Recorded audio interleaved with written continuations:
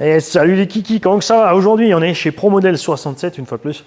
Ouais, je sais, j'habite là maintenant. Et on va causer des Kyosho Phaser MK2, puisqu'il a ici toute la ribambelle de MK2, puisqu'il propose chez Kyosho une tonne de carrosserie dessus. Donc déjà, on va causer des différences, le MK1 et MK2. C'est des engins piste 1/10, 4 roues motrices, entrée de gamme, donc châssis plastique. C'est pas destiné à la compétition, mais c'est déjà bien compétitif, puisque tu peux avoir des barres stables dessus, tout ce qu'il faut. Alors, il faut savoir qu'il existe le kit, donc sans carrosserie, sans roue, qui est déjà disponible maintenant MK2 avec l'arbre central en alu, donc prévu pour le brushless. Les RTR, par contre, quant à eux, en charbon, qui ont un prix d'entrée comme assez sympa, entre 250 et 270 € selon les carreaux, puisqu'ils ont bien sûr les licences sur les carreaux. T'inquiète pas, je vais m'approcher de la caméra, je vais te montrer ça de près. Ou la Camaro SS, ou la Charger, la Challenger, tout ça. La Alpine A310, 610, ou non, comment elle s'appelle la nouvelle? Je sais même plus. Nouvelle Alpine, j'ai perdu le mot. À toi de trouver ça dans les commentaires. C'est la GT4. Donc du coup, quand tu vas passer en brushless, donc tu vas rester sur une petite puissance en 2S, 3000, 3100 kV. L'arbre plastique fait le boulot, on l'a essayé. Après, par contre, tu prends la petite option alu. Et en combo, bien sûr, tu mets ce que tu as envie. Parce que personnellement, je trouve que les RTR brushless, la Mercedes AMG et la Challenger, je crois, ou la Charger existent en RTR brushless. Là, par contre, les prix sont tellement élevés pour les indices qu'on est quand même dans les prix déjà de GT 1/8. Évidemment, ça vient aussi des licences des carrosseries, puisque la Mercedes, c'est la AMG et Charger aussi sous licence. Donc ça coûte déjà extrêmement cher. Ici, par exemple, on a une Camaro SS. Regarde-moi ça. C'est pas mignon tout ça. Hein? Et ils n'ont pas seulement fait, par exemple, ce que fait Tamiya, de mettre juste les carrosseries, qui déjà quand même sont bien détaillées, sans l'excent très épais. Hein? C'est sûr, ça coûte un petit peu, donc on préfère que les carreaux soient solides, si déjà au passage. Ils ont mis les pneus qui vont avec. Ils sont des jantes différentes et des pneus adaptés au véhicule, sur toute la gamme. Ils n'ont pas juste fait un mix. Les MK2 ont donc des nouveaux cardans. La fixation ici se fait par vis et plus par écrou. Ce qui est moins moche parce que tu n'as rien qui dépasse. Comme toujours, par contre, n'oubliez pas le petit peu de l'optique pour pas que ça se desserre. Par contre, c'est serré dans le plastique, donc ça ne devrait pas se desserrer trop vite. Le châssis est propre, c'est rangé, c'est compact. On a ici en ligne servo, variateur, moteur. Le vario qui peut être roulé en NMH ou en lipo, et un petit cavalier dessus à changer.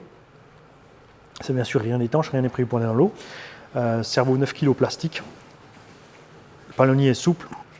Toutes les pièces de liaison sont souples pour éviter les impacts. Donc c'est une base bien fiable. Et ce que j'ai découvert avec grand plaisir aussi, c'est que d'office ici on a des biellettes longues sur les amortos. Le véhicule est beaucoup plus haut qu'avant. Puisque toutes les phaseurs qu'on a eues, on a dû les remonter systématiquement parce qu'on était beaucoup trop bas. Et même sur le circuit, ça frottait sur le moindre petit gravier.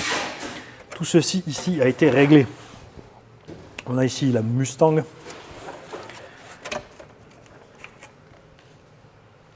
Ils ont mis, parce que beaucoup aiment bien, évidemment, là-dessus on le voit, sur l'autre on ne la verra pas à cause des jantes. Ici avec des jantes à bâton, on voit les disques et les mâchoires de frein.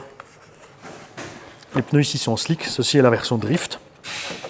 Et si tu te poses la question, la version drift a le diff avant et arrière. Donc il n'y a aucune modif sur le véhicule même, à part les roues, tout simplement.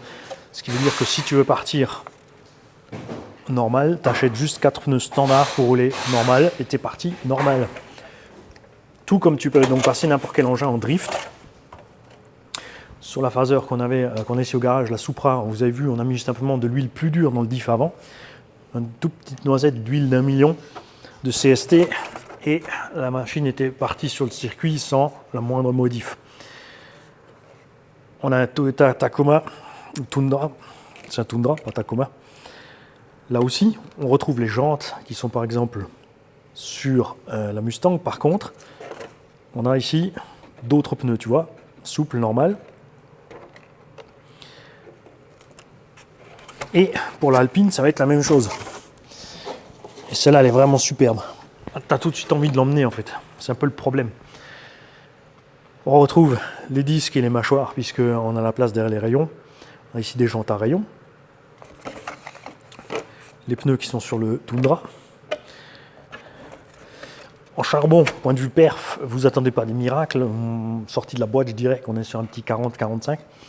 Tu peux bien sûr changer l'étagement de transmission pour aller un peu plus vite. Ça restera du charbon. C'est agréable par contre pour un petit haut pour débuter parce que justement, il aura beau enfoncer à fond, ça va partir pas trop violemment. C'est facile à gérer. Le freinage, par contre, souvent, c'est pas top. Plus ton pignon moteur va être gros et plus ton moteur charbon va avoir du mal à freiner. Hein. En brushless, ça sera le cas aussi. Par contre, en brushless, on a un frein déjà beaucoup plus puissant au départ. Il faudrait donc vraiment un étagement monstrueux pour avoir un effet quelconque sur le truc. Et tu vas travailler en silence là derrière, je peux même pas faire mes vidéos tranquille. C'est quoi ça? Il n'y a même pas du scotch silencieux. Comment ça, il a fini? Arbeit, Arbeit. Quoi cette affaire? Regarde-moi la bouille de cette Alpine. Elle est magnifique. Si seulement il proposait un phaser avec châssis déjà carbone, hein, là on serait chaud encore plus. Donc comme toujours, sur cette vidéo, tous ceux qui ont des Kyosho Phaser, que ce soit la MK1, la MK2, que vous ayez le roller, que vous ayez le RTR en charbon, le RTR en brushless, on veut tout savoir. Donc vous nous dites. Alors moi perso, je l'ai essayé, hein, la Phaser, je l'ai essayé, donc c'était une normale en brochette. On l'a passé en brushless. Tout ce qu'on a fait, c'est donc durcir l'huile de diff avant. On a laissé l'arbre de transmission plastique jusqu'à une certaine vitesse, ça se passe sans problème. Il faut juste éviter d'entrer dans la phase en fait où ton arbre de transmission centrale commence à vibrer. En 2S, comme dit, avec un 3100 kV avec l'étagement d'origine, ça pose pas de problème. On a un petit combo Robitronic à bord pour 60-70 balles. Et t'es parti. Et l'arbre en alu doit être autour d'une quinzaine d'euros, je crois, 15-20 euros. Il faudra qu'on regarde sur le catalogue ce que ça coûte. Mais vraiment de quoi se faire plaisir. Tu vois, et là, tout de suite, là, pour aller au SAM 68, j'ai envie de choper l'Alpine. Comme ça, là, de la prendre, d'y mettre mon petit combo brushless en le tube alu et le petit combo brushless en 4000 kV par là en 2S. Performance largement suffisante indoor sur le petit circuit. Mais je vais me retenir. Calme-toi, mon petit Mani. Non, je vais tout acheter.